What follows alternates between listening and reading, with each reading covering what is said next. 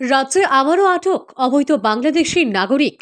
এবার কৈলাসহর সীমান্ত দিয়ে রাজ্যে প্রবেশের পথে সীমান্তরক্ষী বাহিনীর হাতে আটক এক বাংলাদেশি নাগরিক সহ এক ভারতীয় দালাল। ঘটনার বিবরণে জানা যায় যে রবিবার রাতে ভারত বাংলাদেশের আন্তর্জাতিক সীমানা অতিক্রম করে অবৈধভাবে ভারতে প্রবেশের চেষ্টা করার সময় কৈলাসহরের সমরুদছড়া বিএসএফ ক্যাম্পে থাকা বিএসএফ জওয়ানরা দুই যুবককে দেখতে পায়।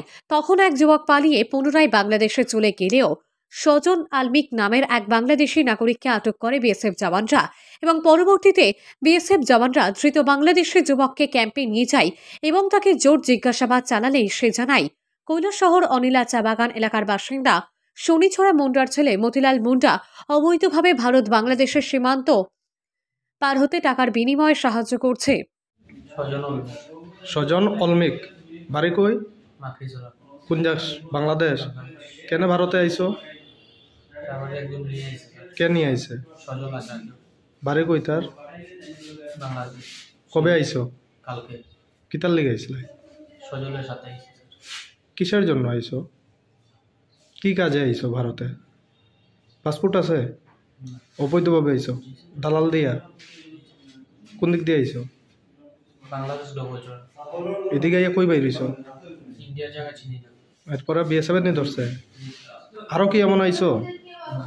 এই প্রথম? বয়স কত তোমার? কত টাকা দিয়েছে দালালকে? কত দিছে? সজল তোমার কে হয়? আরো এমন আইছে নি হে? আর তো কালকে এমন কেন আইছে তোমার নিয়ে? এর কি আত্মীয় টাত্মীয় বা কেউ আছে? কোরআনে আত্মীয় আছে? তোমার লেখাপড়া কতটুকু? এইচএসসি পাস করছো। নাম কি তোমার জানি কইছিলা? বাবার নাম?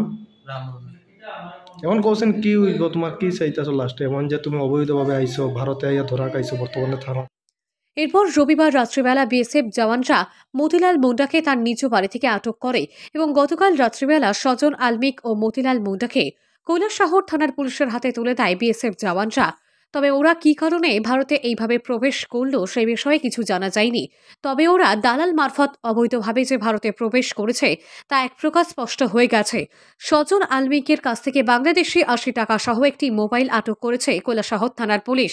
পাশাপাশি সজন আলমিক ও মতিলাল মুন্ডাকে কৈলাসহর থানা থেকে কৈলাসহর জেলা দায়রা আদালতে আজ দুপুরবেলা প্রেরণ করে পুলিশ। পাশাপাশি ওদের বিরুদ্ধে সুনির্দিষ্ট মামলা গ্রহণ করে তদন্ত শুরু করেছে police. Bureau report, KCP live.